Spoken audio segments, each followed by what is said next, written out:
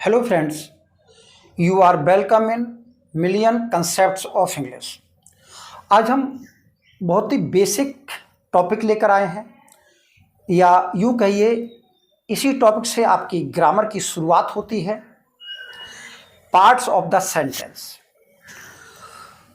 तो सेंटेंस कैसे बनता है और इससे क्या आपको हेल्प मिलेगी इन योर कॉम्पिटिटिव एग्जाम्स। तो उसके सबसे पहला बात है आपका एरर डिटेक्शन। तो स्पॉटिंग एरर विभिन्न आपके जो कॉम्पिटिटिव एग्जाम हैं उसमें आपको स्पॉटिंग एरर में बहुत ज़्यादा मदद मिलेगी यदि आप सेंटेंस के स्ट्रक्चर को और पार्ट्स ऑफ द सेंटेंस को समझ लेते हैं। दूसरा, इन्हीं एग्जाम्स में PQRS से जो आपका सेंटेंस का स्ट्रक्चर बनाने को आता है, सीक्वेंस में लगाने को आता है, वहाँ पर आपको हेल्प मिलेगी। और ओवरऑल अगर हम बात करें तो हमारा जो ग्रामर का कंसेप्ट है वो इस टॉपिक से क्लियर हो जाएगा, यानी कि हमको बहुत मदद मिलेगी अगर हम पार्ट्स ऑफ द सेंटेंस को समझ लेते हैं। तो उससे पहले हम सेंटेंस को समझें तो आपने जो डेफिनेशन पढ़ी है, a group of words which has a complete sense is called a sentence. यानी कि जिस ग्रुप ऑफ वर्ड्स में कंप्लीट सेंस होता है तो उसे हम सेंटेंस बोलेंगे। और इससे बहुत ज़्यादा क्लियर मदद नहीं मिल पाती इस डेफिनेशन से कि सेंटेंस क्या है, तो उसको बहुत इजीली समझते हैं। देखिए, हमारे पार्ट्स ऑफ स्पीच आपने जरूर पढ़े होंगे। Noun, pronoun, adjective, verb, adverb, preposition, conjunction और इंटरजेक्शन, ये आपके 8 पार्ट्स ऑफ स्पीच हैं। जो सबसे ज़्यादा वैल्यू रखते हैं वो है आपका नाउन और दूसरा उसका वर्ब। इन दो शब्दों से समझते हैं नाउन और वर्ब। तो समझिए सेंटेंस क्या है। देखिए, इस संसार के समस्त जो प्राणी हैं, जो वस्तुएं हैं और जो स्थान है, यही इस दुनिया में है। इसके अलावा और तो मुझे कोई चीज नहीं लगती जो इस दुनिया में है। तो इस दुनिया में जो है वो नाउन है, और नाउन को उसके द्वारा किए गए एक्शंस से हम जोड़ देते हैं। यानी कि नाउन और उसके एक्शन को यदि हम जोड़ देते हैं तो यही हमारा सेंटेंस कहलाता है। तो सेंटेंस क्या है? जो सब्जेक्ट, यानी कि इस दुनिया की जितनी भी वस्तुएं हैं, व्यक्ति हैं, स्थान हैं, यही तो सब्जेक्ट है। और इनके द्वारा जो एक्शन होते हैं उनको दोनों को मिला दिया जाता है, वो आपका सेंटेंस कहला जाता है। तो कहने का मतलब है सेंटेंस के हमारे 2 पार्ट होते हैं, एक सब्जेक्ट यानी कि काम को करने वाला, और दूसरा उसके द्वारा किया गया काम, उसका एक्शन। बस 2 ही शब्द होते हैं। अब इसको मिटाकर आगे समझते हैं वास्तव में जो सेंटेंस है वो किस प्रकार है। तो यहां तक थोड़ा बहुत समझ में आया होगा आपको। अब आगे देखते हैं। देखिए, सेंटेंस को हम एक एग्जाम्पल के द्वारा समझते हैं।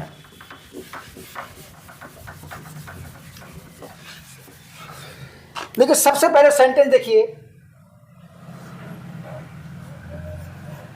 बॉयज प्ले, लड़के खेलते हैं। ये आपका सब्जेक्ट है और ये इसी सब्जेक्ट के द्वारा किया गया एक्शन है। और हम कहें सब्जेक्ट और उसके द्वारा किया गया जो एक्शन है, इसको आप लोग वर्ब के नाम से जानते हैं। सब्जेक्ट और उसके द्वारा किया गया action, 2 he important parts of speech होते हैं। अब सब्जेक्ट क्या है? तो सेंटेंस आपका 2 पार्टों में बंटता है। एक सब्जेक्ट और दूसरा आपका प्रेडिकेट। सब्जेक्ट क्या है? जिसके बारे में बात होती है। यानी कि जो हमारी चर्चा का विषय है, यानी कि जिसके बारे में हम बात करते हैं, प्रेडिकेट क्या है कि इस सब्जेक्ट ने क्या किया, यानी कि जो कुछ भी सब्जेक्ट के बारे में कहा जाता है, तो जो कुछ सब्जेक्ट के बारे में कहा जाता है उसे हम प्रेडिकेट बोलेंगे। तो यानी कि सब्जेक्ट और उसके द्वारा जो किया गया एक्शन है, उसके बारे में जो कुछ बताया जाता है, वो सारी चीज प्रेडिकेट पार्ट में आती है। तो सेंटेंस मोटे तौर पर हमारा दो भागों में बढ़ता है, सब्जेक्ट यानी कि जो बेसिकली हम बात करें नाउन, और उसके द्वारा किया गया जो एक्शन है। तो अब आप दो नाम से जानेंगे अब इसे, एक जानेंगे सब्जेक्ट के नाम से और दूसरे जानेंगे प्रेडिकेट के नाम से। तो हमारा जो सेंटेंस का पार्ट है सब्जेक्ट और प्रेडिकेट, अब हम इनके बारे में पढ़ते हैं और एग्जांपल देखते हैं। दूसरा, a boy is playing hockey. तो आपने देखा होगा यहां पर अ बॉय की बात हो रही है, तो ये अ बॉय जो है ये आपका सब्जेक्ट है और इज प्लेइंग हॉकी ये आपका प्रेडिकेट है। तो आप जानते हैं कि प्रेडिकेट में आपके इस समय वर्ब और ऑब्जेक्ट शामिल है, यानी कि एक्शन, इसके द्वारा सब्जेक्ट द्वारा किया गया एक्शन और उसके एक्शन का जिस पर भी एक्शन फॉरवर्ड होता है, यानी वो ऑब्जेक्ट। दो बातें समझ में आ रही होंगी। अब हम यहां से और आगे बढ़ते हैं। आगे ये बढ़ते हैं कि हमारे सब्जेक्ट में क्या क्या चीज शामिल होती है, कौन कौन सब्जेक्ट के स्थान पर काम करता है। तो आप समझ लीजिए, अभी हमने जो बात की थी वो की थी आपकी नाउन के बारे में। हमने यही तो कहा था कि सब्जेक्ट के स्थान पर बेसिकली जो नाउन काम करता है, या हम कहें नाउन फ्रेज, लेकिन नाउन और नाउन फ्रेज काम करता है। दूसरा या काम करेगा या नाउन का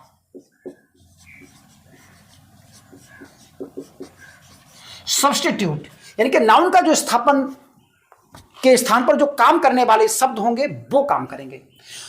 धीरे धीरे बढ़ेंगे, समझ में आ जाएगा। तो कौन कौन से नाउन के स्थान पर काम करने वाले शब्द होते हैं? एक मान लीजिए आपका प्रोनाउन।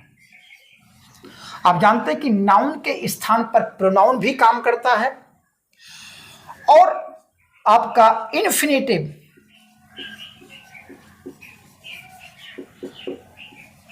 इन्फिनेटिव क्या होता है? टू और वर्ब की फर्स्ट फॉर्म, इन्फिनेटिव भी काम करता है। थर्ड आपका जेरंड। जेरंड क्या होता है? वर्ब की फर्स्ट फॉर्म जो होती है उसकी आईएनजी फॉर्म, यानी कि ये काम करता है। और हम चौथी बात कर लें, यहां लिख दें, आपका एक क्लोज भी काम करता है। अगर क्लाउज नाउन का काम करता है तो, लेकिन इस क्लाउज को हम यहां नहीं पढ़ेंगे। इन नाउन, प्रोनाउन, इन्फिनेटिव और जेरंड, ये चार बातें सब्जेक्ट की जगह काम करती है, हम इनको पढ़ेंगे।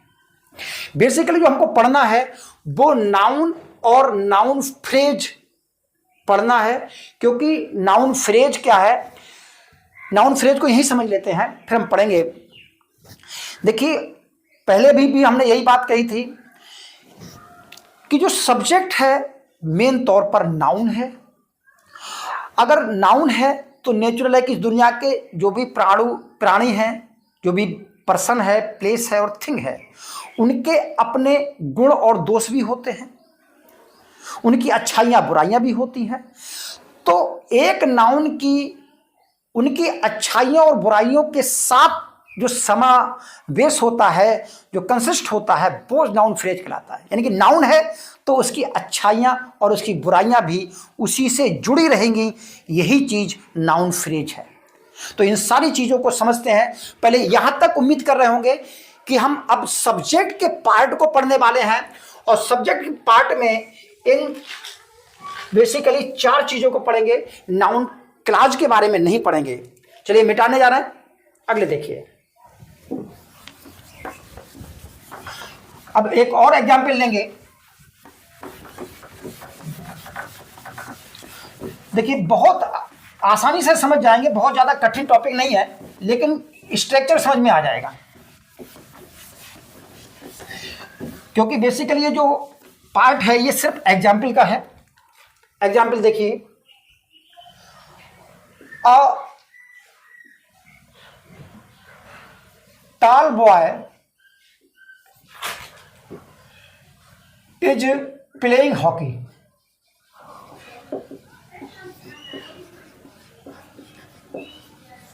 यहां समझिए, तो हम बात कर रहे हैं बॉय की। बॉय की बात हो रही है, और बॉय कैसा है, टॉल है और एक है। तो ये जो टोटल पार्ट है ये आपका सब्जेक्ट का पार्ट है। और सब्जेक्ट में अगर हम मेन तौर पर बात करें तो बॉय ही आपका मेन सब्जेक्ट है, यही तो काम कर रहा है, यही बॉय जो है एक्शन कर रहा है। तो इसलिए जो मेन शब्द होता है उसको हम बोलेंगे हेड वर्ड। क्या बोलेंगे? Head word. अब बाकी जो 2 चीजें बची, आ बचा और टॉल बचा, ये दोनों शब्द जो है इस बॉय को क्वालिफाई कर रहे हैं। तो जो शब्द इस बॉय को क्वालिफाई कर रहे हैं तो नेचुरल है इनको हम क्वालिफायर बोलेंगे, यानी कि गुण दोष बताने वाले शब्द, यानी कि क्वालिटी हेड वर्ड की या नाउन की क्वालिटी बताने वाले शब्द। यहां पर जो हमारा बात चल रही है वो चल रही है नाउन की, और सब्जेक्ट रूप में क्या होगा? नाउन होगा। और नाउन में कैसे? नाउन फ्रेज में जो चीज शामिल है हम टोटल उसकी बात करेंगे। तो सब्जेक्ट हमारा क्या है? यहां पर एक नाउन है, और नाउन फ्रेज में जो नाउन और उसको क्वालिफाई करने वाले शब्द हैं। तो 2 बातें समझ में आ गई। तो आपका जो सब्जेक्ट है किन 2 पार्टों में बटा? एक पार्ट में बटा हेड वर्ड में, और दूसरा उसका क्वालिफायर। तो सब्जेक्ट पार्ट को हमने अब दोबारा रीडिवाइड कर रहे हैं। तो सब्जेक्ट 2 पार्टों में बट रहा है, एक हेड वर्ड यानी जो मेन सब्जेक्ट होता है, दूसरा क्वालिफायर जो हेड वर्ड को क्वालिफाई करते हैं। एक और सेंटेंस लेते हैं, इसी में समझ लेते हैं। देखिए अब आपने देखा होगा इसी क्वालिफायर में 2 शब्द हैं, एक आ है एक टॉल है। तो क्वालिफायर यहां पर 2 शब्द में बना है, एक है आ और दूसरा है आपका टॉल। आज जो है वो कहलाएगा आपका डिटरमिनर, और दूसरा टॉल कहलाएगा आपका एडजेक्ट। आप दोनों शब्द को समझिए। डिटरमिनर बना है डिटरमाइन से, जो निश्चित करता है एक हेड वर्ड को।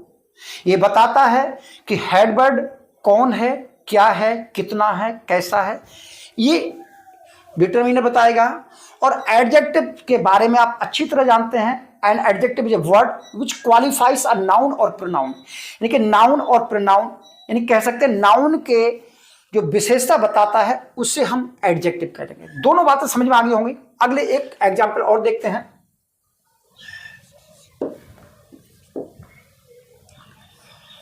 A tall boy of my class is playing hockey.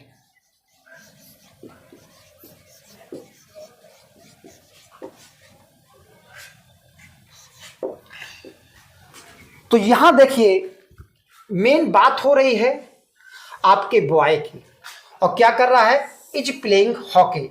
तो this is your predicate part and before it a tall boy of my class, ये आपका सब्जेक्ट पार्ट है। तो टोटल मिला के बॉय नाउन है, और यहां से लेकर यहां तक कि टोटल जो शब्द है, टोटल जो ग्रुप है, ये नाउन फ्रेज है। और इस नाउन फ्रेज में आपने देखा बॉय जो है आपका हेड बर्ड, इसी के बारे में तो बात हो रही है। तो देखा आपने टॉल, और ये ऑफ माई क्लास, टोटल ये शब्द, ये तीनों ही, ये दो शब्द हैं और ये ग्रुप ऑफ वर्ड्स हैं। ये तीनों ही जो चीजें हैं ये क्या काम कर रहे हैं, क्वालिफायर का। तो क्वालिफायर में इस समय 3 शब्द हो गए। एक जिसको हम क्या बोलेंगे, डिटरमिनर। दूसरा आपका टॉल, जिसको हम क्या बोलेंगे, एडजेक्टिव। और थर्ड जो ग्रुप ऑफ वर्ड्स है क्या है, ऑफ माई क्लास। ये देखिए ग्रुप है, तो ग्रुप होने के कारण क्या काम कर रहा है, ये ग्रुप इसको क्वालिफाई कर रहा है। तो यानी कि ये ग्रुप ऑफ वर्ड्स कहलाएगा आपका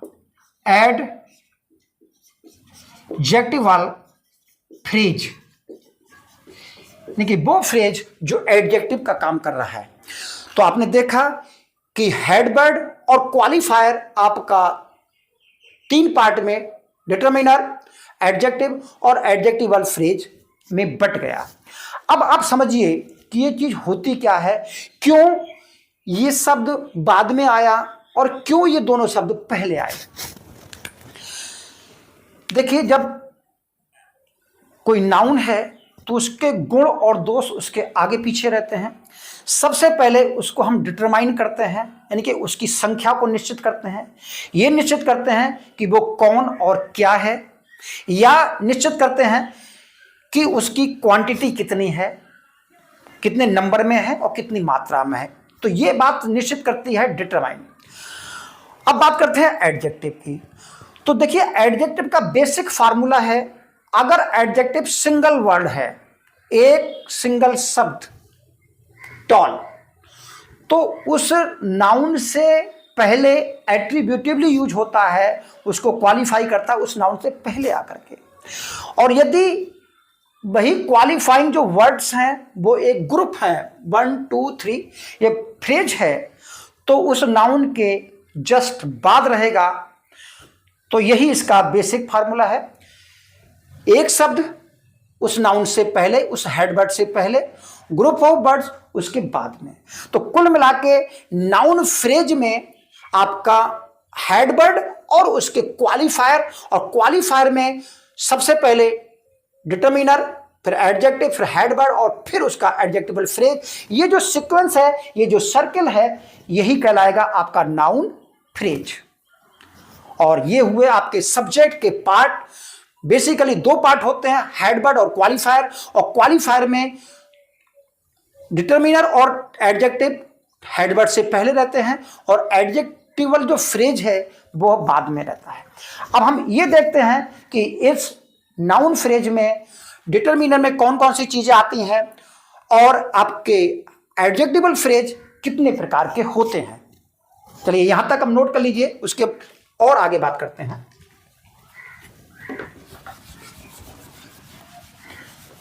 कुछ समझ में आया ही होगा।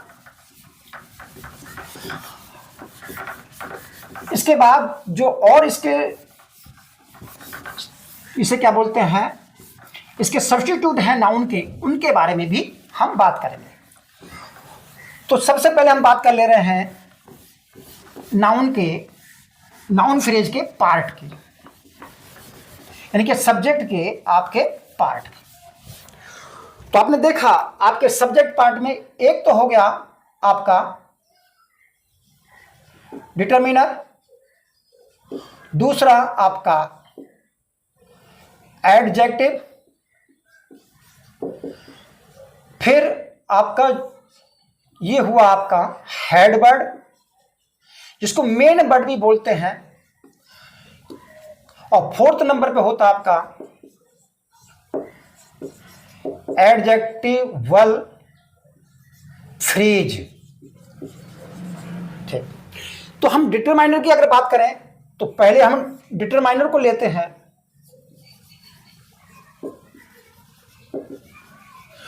डिटरमाइनर में कैसे काम करता है, ये दो तरह से काम करता है। एक तो ये आपका रेफरेंस देगा, यानी कि किस नाउन की बात कर रहा है तो उस नाउन को रेफर करेगा। ठीक, और दूसरा उस नाउन को क्वांटिफाई करेगा। क्या करेगा? उसको क्वांटिफाई, यानी कि उसकी गिनती बताएगा, उसकी मात्रा बताएगा। तो अगर आप रेफरेंस करेगा तो यह बताएगा कि नाउन क्या है और कौन है, हु और व्हाट का जवाब देगा। और क्वांटिफाई की बात करेगा तो हाउ मैनी और हाउ मच पर बात करेगा। इन दो बातों का जवाब देगा। कौन कौन से शामिल होते हैं वो चीज समझ लीजिए। देखिए, डिटरमाइनर में सबसे पहले जो आता है वो है आपका आर्टिकल। क्या आता है? आर्टिकल। ए, एन और द, ये आपके आर्टिकल हैं। दूसरा आता है आपका डेमोन्स्ट्रेटिव।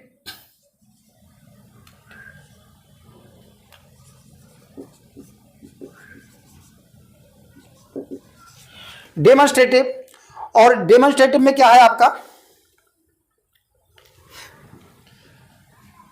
दिस, दैट, दीज और दोज, ये पढ़े होंगे आपने। अगर इनके बाद कोई नाउन आता है तो ये एडजेक्टिव कहलाते हैं, और अगर ये इंडिविजुअल एज ए सब्जेक्ट और ऑब्जेक्ट की जगह प्रयोग होते हैं तो ये आपके प्रोनाउन कहलाते हैं। आपने देखा होगा आपके पजेसिव जो प्रोनाउन बोलते हैं, जैसे, हालांकि इनको पजेसिव एडजेक्टिव बोलते हैं। पजेसिव में आप जानते हैं कि माई और your, his, her, its, their, whose, what, ये आपके पजेसिव हैं। तो ये जो तीनों ही डिटरमिनर हैं ये आपके रेफरेंस के काम करते हैं। इनसे पता लगता है कि किस नाउन के बारे में बात हो रही है। बाकी आपने देखा होगा कुछ आपके क्वांटिफायर हैं। क्वांटिफायर में नंबर सबसे पहला आता है आपका, क्वांटिफायर की बात कर लेते हैं तो सम, एनी, लिटिल,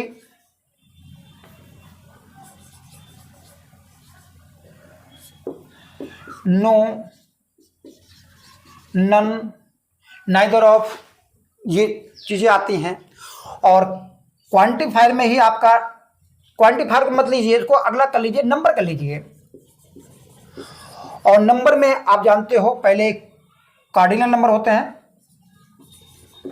कार्डिनल में आप जानते हो 1, 2, 3। ऑर्डिनल में क्रम बताता है, फर्स्ट, सेकेंड, थर्ड। और इसमें भी आपके इंडेफिनिट भी नंबर आते हैं। इंडेफिनिट में सम, फ्यू, मैनी, एटसेट्रा। तो ये जो आपके नंबर आते हैं ये वो हैं। कुछ आपके डिस्ट्रीब्यूटिव कह सकते हो। डिस्ट्रीब्यूटिव में डिस्ट्रीब्यूटिव में ईच, एवरी, आइदर, नाइदर। तो कहने का मतलब है ये सारी चीजें जो हैं आपके शुरू में डिटरमिनर में प्रयोग होती हैं, ये आपके रेफर करते हैं और ये आपके क्वांटिफायर रहते हैं, यानी कि क्वांटिटी बताते हैं।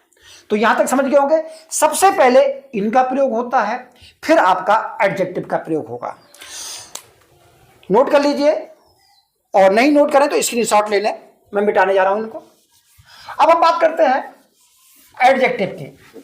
देखिए एडजेक्टिव तो आप जानते ही हैं, बहुत ज्यादा कठिन नहीं है। कोई भी शब्द जो नाउन और प्रोनाउन को क्वालिफाई करता है, तो ये जो क्वालिफाइंग वर्ड्स होते हैं ये आपके क्या कहलाते हैं? ये कहलाते हैं आपके एडजेक्टिव।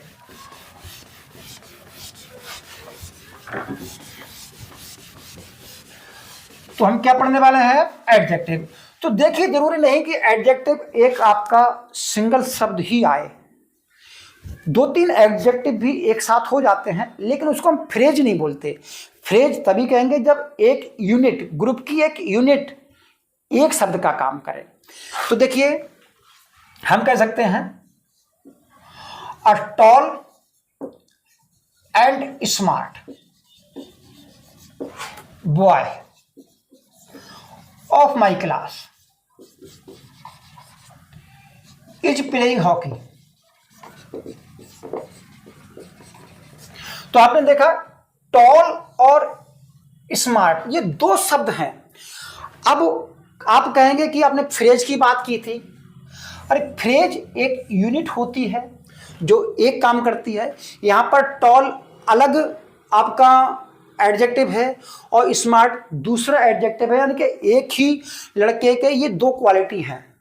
तो ये अलग अलग ग्रुप नहीं हुआ, ये अलग अलग आपके एडजेक्टिव हैं। तो ऐसा भी हो सकता है एक से अधिक भी एडजेक्टिव का प्रयोग एक साथ एक नाउन को क्वालिफाई करने के लिए प्रयोग हो सकता है। और यहां पर बात करते हैं, यहां पर बात जो आएगी क्रम की, कि अगर बहुत सारी क्वालिटी एक ही नाउन के साथ जुड़ी हो तो उनका क्रम क्या रहेगा, तो इसको यहां नहीं पढ़ने वाले। इसको जब हम एडजेक्टिव का पार्ट पढ़ेंगे, एडजेक्टिव क्या होते हैं, कितने प्रकार के होते हैं, और अगर एक ही साथ एक ही नाउन की कई क्वालिटी प्रयोग हों तो उनमें साइज कब है, साइज, कलर और उसका ओरिजिन, इनका क्या क्रम रहेगा वो हम बाद में पढ़ेंगे। तो अब हम बात करते हैं, समझ गए होंगे कि हमारा एक से अधिक आपके एडजेक्टिव प्रयोग हो सकते हैं। ठीक, अब हम बात करते हैं एडजेक्टिवल फ्रेज की। तो यही समझिए एडजेक्टिवल फ्रेज यानी कि नाउन के बाद आने वाला उसके जो क्वालिफाइंग फ्रेज होता है वो कितने प्रकार के हो सकते हैं। क्या एडजेक्टिव ही काम करता है? देखिए एडजेक्टिवल अगर हम फ्रेज की बात करें तो आपके एडजेक्टिव फ्रेज जो है 4 प्रकार के होते हैं। एक होता है नाउन फ्रेज, ये भी काम करता है। दूसरा एडजेक्टिव फ्रेज,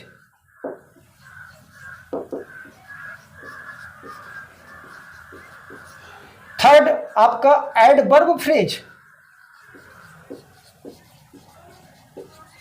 और फोर्थ वन है जो सबसे कॉमन होता है वो होता है प्रीपोजिशन फ्रेज। यानी कि ये आपके फ्रेज जो है एक आफ्टर, कह सकते हैं इसको आफ्टर नाउन, ये आफ्टर नाउन आने वाले फ्रेज होते हैं। एक एक करके अगर हम 4 एग्जाम्पल में समझें तो देखिए, पहला हम नाउन फ्रेज की बात कर ले रहे हैं।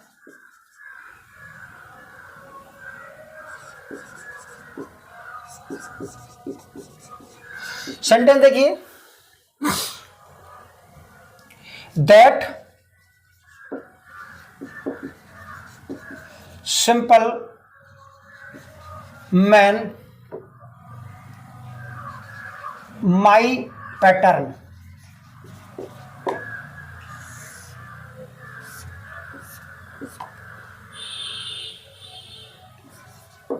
Lives in a very big house.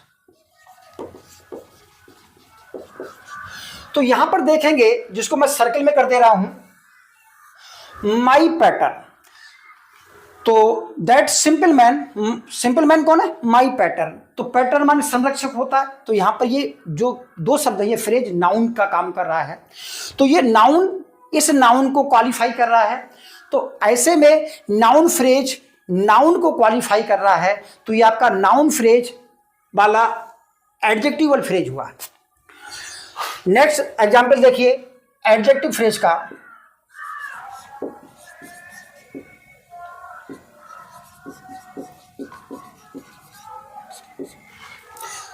देखिए, दैट हैंडसम बॉय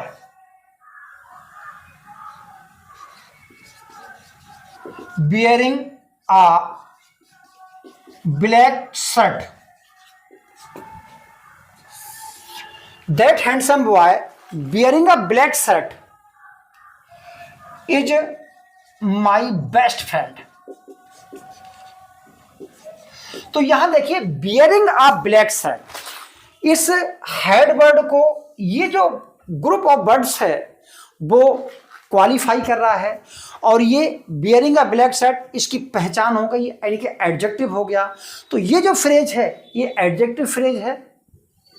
अगला सेंटेंस देखिए, आपका जो है आपका एडवर्ब फ्रेज। तो एडवर्ब में देखिए, द पीपल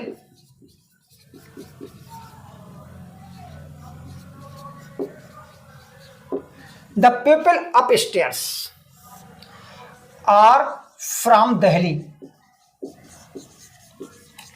ये जो अपस्टेयर्स हैं, तो देखिए आप सोचेंगे ये अपस्टेयर है, इस पीपल को डायरेक्ट क्वालिफाई कर रहा है, तो ये एडजेक्टिव है। जी नहीं, ये एडजेक्टिव नहीं, ये आपका एडवर्ब है। और कैसे है एडवर्ब? देखिए पीपल अपस्टेयर, अपस्टेयर कोई क्वालिटी नहीं होती किसी पीपल की। यहां पर है ऊपर वाले लोग, यानी कि ऊपर वाले लोग। तो कह सकते हैं the people who live upstair, कह सकते हैं हु लिव अपस्टेयर्स। तो इनके इस लिव को ये मॉडिफाई कर रहा है, तो बताइए एडवर्ब हुआ। तो कहने का मतलब है नाउन के बाद एडवर्ब फ्रेज भी एज एडजेक्टिवल फ्रेज के तौर पर काम कर सकता है। और सबसे जो कॉमन है वो है आपका प्रीपोजिशनल फ्रेज। तो इसको समझते हैं इस सबको मिटाने के बाद। तो समझ में आ रहा होगा थोड़ा बहुत।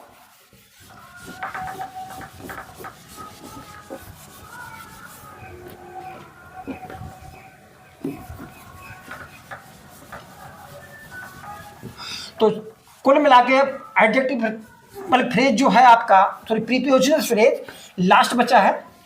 इसके बाद जेरंड और आपके इन्फिनेटिव के एग्जाम्पल देखेंगे। यहां समझिए, बचा आपका prepositional phrase.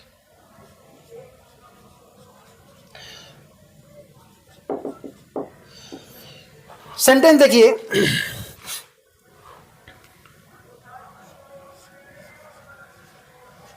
Those white cows, ये आपका हेडवर्ड है। Under that neem tree are mine. तो जो व्हाइट काउस हैं और उस नीम के पेड़ के नीचे हैं, तो अंडर दैट ट्री, ये आपका प्रीपोजिशनल फ्रेज इस काउ की पोजीशन के बारे में बता रहा है। तो ये जो आपका प्रीपोजिशनल फ्रेज होता है वो लगभग पोजीशन बताने का काम करता है। तो ये भी आपका एडजेक्टिवल फ्रेज हुआ जो एडजेक्टिव की तरह काम कर रहा है, और बेसिकली जो फ्रेज की बनावट है वो आपका प्रीपोजिशन है। तो समझ गए होंगे कि नाउन के बाद जो नाउन को क्वालिफाइज करते हैं यानी कि एडजेक्टिवल फ्रेज होते हैं, उनमें noun phrase, adverb phrase, adjective phrase और प्रीपोजिशनल फ्रेज काम करते हैं। और मैक्सिमम प्रीपोजिशनल फ्रेज ज़्यादा होते हैं, जैसे हम कहें at the gate, in the sky, in the corner, in the field. तो ये पोजीशन बताने का काम करते हैं एक नाउन का। अब हम अगले बात करते हैं कि हमारे नाउन जो सब्जेक्ट के स्थान पर नाउन की जगह कौन कौन काम करता है। तो इस सेंटेंस को देखिए, आई प्ले, तो यहां पर प्रोनाउन काम कर रहा है। अब यहां पर इन्फिनेटिव देखिए, इन्फिनेटिव आप जानते हैं टू प्लस वर्ब की फर्स्ट फॉर्म होता है, और कह सकते हैं to play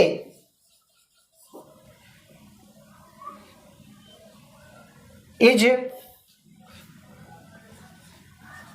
not my hobby.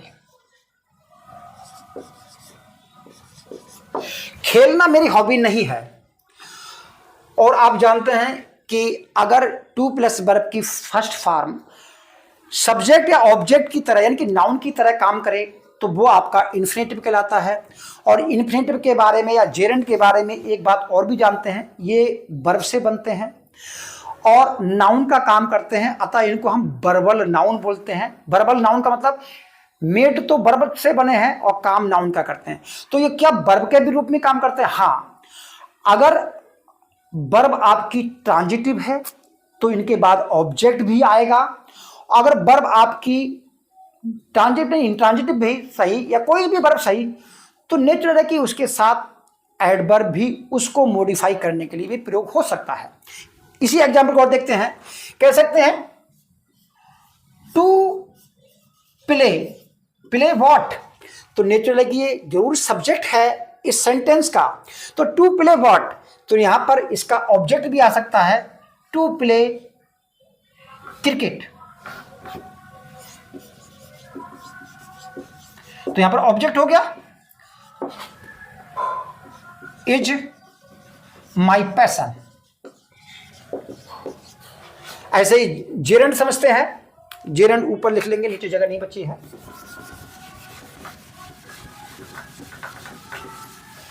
Gerund को समझिए,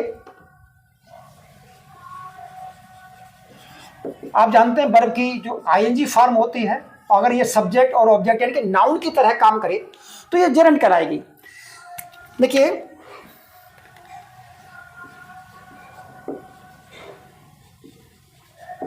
swimming is a good exercise.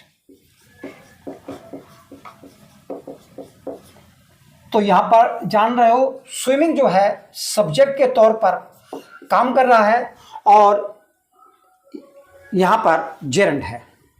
ऐसा भी कह सकते हैं